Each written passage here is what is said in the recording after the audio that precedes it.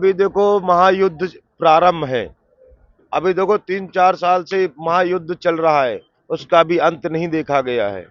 अब ये महायुद्ध कहाँ तक जा रहा है, इसका कोई परिणाम अभी तक किसी के पास नहीं है। ढोंग दतूरे में इंसान को नहीं पड़ना चाहिए, अपने धर्म पे जिंदा रहना चाहिए। ये कभी भी किसी से फ्रेम मत करो, कभी किसी को ढोंग दतूरा मत बताओ, क्योंकि ये हमारा प्रशासन भी नहीं मानता है, हमारा साधु समाज भी नहीं मानता है। आप अपना परिवार सुधार लोगे तो आप पूरा समाज सुधारने की शक्ति रखते हो। आप अपना परिवार ही नहीं सुधार पाओगे तो समाज को क्या सुधारोगे? ठीक है, पहले आप खुद सुधरो, परिवार सुधारो, फिर समाज सुधारने की कोशिश करो। हम लोग का विजयाती यज्ञ होता है, विजयाती हवन होता है। हम लोग के पिंडे पारे देते हैं, पिंडे पाड़ते हैं। आप लोग ऐसा है कि देह होने के बाद, मरने के बाद आप लोग के पिंडे पड़ते हैं, हम लोग के जिंदे में पारे जाते हैं कि हम लोग का संसार सागर से कोई मोह लोभ नहीं रहेगा। हमारा जो भी कुछ भजन भक्ति रहेगा वो संसारिक भक्तों जन कल्याण के लिए होगा। जो आपसे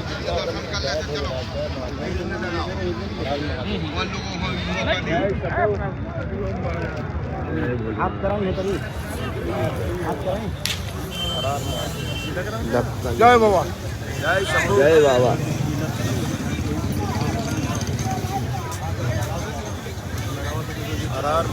नमस्कार दोस्तों, आपका स्वागत है हमारे चैनल धर्म संसद लाइव टीवी पर। जैसा कि आप लोग जानते हैं कि अभी हम लोग प्रयागराज महाकुंभ में हैं। जैसा हम आपसे वादा किए थे कि इस महाकुंभ में आपको दिव्य त्यागी तपस्वी महान संतों के दर्शन कराएंगे, गुरुजनों का दर्शन कराएंगे। इस कड़ी में हम गुरुजी को आपके साथ लाइव कर रहे हैं। आप भावपूर्ण दर्शन करिए। गुरुजी महादेव। हाँ जी। गुरुजी आपका महाकाल, हर हर महादेव। हमारा शुभ नाम नागा बाबा कुशपुरी। आप कहाँ से हैं गुरुजी? हम द्वारिका। गुरुजी आप किस उम्र के थे तो सन्यासी बन गए? 9 वर्ष की उम्र से 9 वर्ष की उम्र से संन्यास लिया है। और हमारे अखाड़े का नाम श्री पंचायत अखाड़ा महानिर्वाणी नागा सन्यासी, जिसमें बहुत महात्मा हमारे हिमालय से, कई आश्रमों से सब आते हैं। संत महात्मा हमारे मंडलेश्वर सचिव, इन सबका पूर्ण सहयोग रहता है। हम लोग तो नागा साधु हैं, तो हमारी सारी व्यवस्था हमारे सचिव, महंत लोग, मंडलेश्वर यही लोग संभालते हैं। जिनके पास मोबाइल नहीं है, टीवी नहीं है, घड़ी नहीं है, तो उन लोगों को कैसे पता चला महाकुंभ लगे और सटीक समय पे आ जाता? देखो, आज से कई हजार साल पहले सूर्य दिशा बताता था अपने को। तो जो पहाड़ों में ऋषि मुनि और तपस्वी महात्मा अभी भी रह रहे हैं, वो अपने सूर्य देव से अपना समय का निरंतर देखते हैं, जिससे हमारा जहाँ से सूर्य स्टार्ट होता है वो समय की गति सूर्य बताता है। और जैसा आप लोग देख रहे हो ये महाकुंभ, तो ये महाकुंभ यहाँ से ही नहीं स्टार्ट होता है, ये हमारे भगवान आदि गुरु शंकराचार्य से स्टार्ट होता है। जब अमृत का बूंद समुद्र मंथन से, तो समुद्र मंथन से जब अमृत का बूंद उछला था तो भारत भूमि में 4 जगह गिरा था, जहां आज की युग में 4 महाकुंभ लगते हैं, जैसे हरिद्वार, प्रयागराज, नासिक, उज्जैन। ये हमारे सनातन की एक ध्वजा होती है। आप लोग ध्वजा पे अगर जानकारी चाहिए तो हर अखाड़े में देखो ध्वजा खड़ा होता है, तो हमारे शान होती है अखाड़े की ध्वजा। तो हम लोग धर्म ध्वजा का निर्माण इसलिए करते हैं कि हम धर्म का एक प्रचार कर सकते हैं, धर्म का एक पताका हमारा फैला रहे हैं, जो हमारे हिंदू भाइयों में और हिंदुत्व को जगाए। हम सनातन से जुड़े हैं, वो अपना अपना कल्चर है जो हमारा दिखाता है। गुरुजी, जैसा कि शंकराचार्य जी द्वारा अखाड़ा की स्थापना हुई और उसमें नागा सन्यासियों की फौज रहती है, जो कहा जाता है कि जब भी धर्म पे संकट आता है तो नागा सन्यासियों की फौज आगे आती है। तो क्या आप लोगों को शस्त्र के साथ शास्त्र की भी? जी, जब कोई ऐसा आपातकालीन का समय आता है जहाँ पे बलिदान देना हो, बलिदान समझते हो आप लोग, बलिदान देना हो, वहाँ हमारे नागा साधु आगे जाएंगे।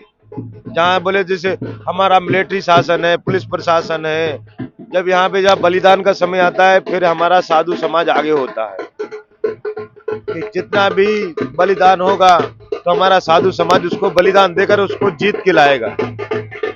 गुरुजी, जहाँ एक तरफ आप लोग धर्म के प्रति पूरी तरह से समर्पित हैं, वहीं हमारी जो नौजवान पीढ़ी है वो कह रहे हैं कि हमको धर्म से क्या मतलब है, तो उन नौजवानों के लिए क्या कहना चाहिएगा?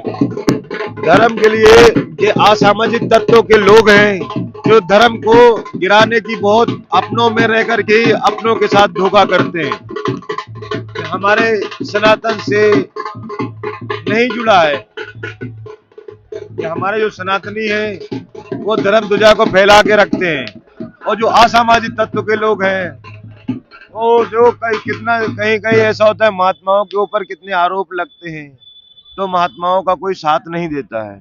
ठीक है, न प्रशासन साथ देता है न कुछ। इसलिए एक संगठन होता है महाकुंभ। कोई भी महाकुंभ से अगर बात उठती है तो उसका निराकरण होता है। गुरुजी, नागा सन्यासी कैसे बनाए जाते हैं, इसके विषय में कुछ? नागा सन्यासी का एक पूर्व विधि पूर्वक होता है अपना। जैसे हम लोग का विजयाती यज्ञ होता है, विजयाती हवन होता है, हम लोग के पिंडे पारे देते हैं, पिंडे पाड़ते हैं। आप लोग ऐसा है कि देह होने के बाद, मरने के बाद आप लोग के पिंडे पड़ते हैं, हम लोग के जिंदे में पारे जाते हैं। कि हम लोग का संसार सागर से कोई मोह लोभ नहीं रहेगा। हमारा जो भी कुछ भजन भक्ति रहेगा वो संसारिक भक्तों जन कल्याण के लिए होगा। तो इससे क्या अपन भौतिक त्याग से दूर रह सकता है, और एक तपस्या में, भजन में उसको सहारा मिलता है उससे। इसलिए परंपरा बहुत पहले से, लाखों सालों से पहले से चली आ रही है। ये आज की परंपरा ऋषि मुनियों से ही चली आ रही है। गुरुजी, ऐसा देखा जाता है कि कुछ नागा सन्यासी कुछ वजन टांग रहे हैं, गाड़ी खींच रहे हैं, चाहे किसी, तो इसमें कुछ दिव्य शक्ति आ जाती है या इसके बाद? ये अपना अपना जो भी कोई महात्मा है, जिसका आपका जिसका जितना भजन तपस्या, वो उसके ऊपर डिसाइड करता है कि आपने कितनी। हम आपको एक सांसारिक रूप से एक उदाहरण देते हैं। आपके पिताजी के पास कितना संपत्ति था? बोले 2 लाख का। और आपके भतीजे के पास कितना है? बोले 200 करोड़ का। तो ये कहाँ से आया? ये कहाँ से आया? ये गरीब को ही गिरा करके ही बड़ा आदमी हुआ है ना, गरीब ही गरीब को। तो ऐसे ही हमारे साधु समाज में ऐसा होता है कि कोई भी, जैसे किसी को अनाथ है, उसको भी आगे बढ़ने का एक अवसर दिया जाता है।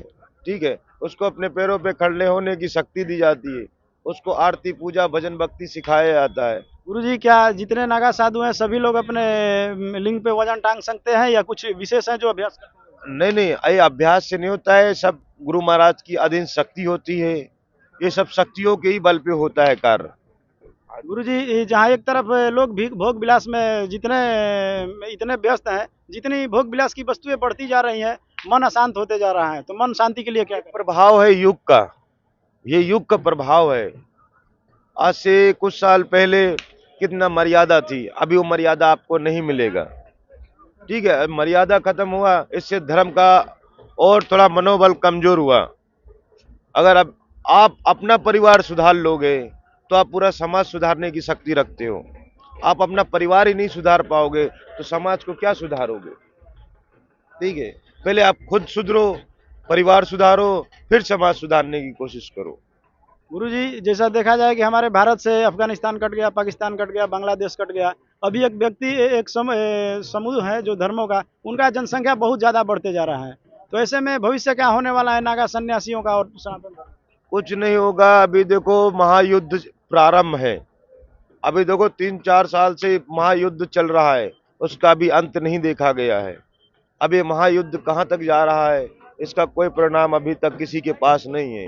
गुरुजी, हमारे जो ऊपर जो अपना राजनीतिक है, अपना मंत्री, तो प्रधानमंत्री अध्यक्ष, उपाध्यक्ष, इन्हीं के अंडर में सारी बातें एक दूसरे से होता है, जिससे आगे का कार्य हो। गुरुजी, चमत्कार होता है, आप इसे मानते हैं? नहीं, चमत्कार होता है। गुरुजी, ऐसा देखा जाता है कि कुछ लोग नींबू प्रकट कर रहे हैं, रुद्राक्ष, तो ये हाथ की सफाई है यार? ये सब हाथ की सफाई है। कभी ढोंग दतूरे में इंसान को नहीं पड़ना चाहिए, अपने धर्म पे जिंदा रहना चाहिए। ये कभी भी किसी से फ्रेब मत करो, कभी किसी को ढोंग दतूरा मत बताओ, क्योंकि ये हमारा प्रशासन भी नहीं मानता है, हमारा साधु समाज भी नहीं मानता है। दोस्तों, जैसा हम आपसे वादा किए थे कि इस महाकुंभ में दिव्य त्यागी तपस्वी महान संतों के दर्शन करवाएंगे, इस कड़ी में हम गुरुजी को आपके साथ लाइव किए। अगले वीडियो तक के लिए हमसे जुड़े रहिए। तब तक के लिए नमस्कार, धन्यवाद, महादेव।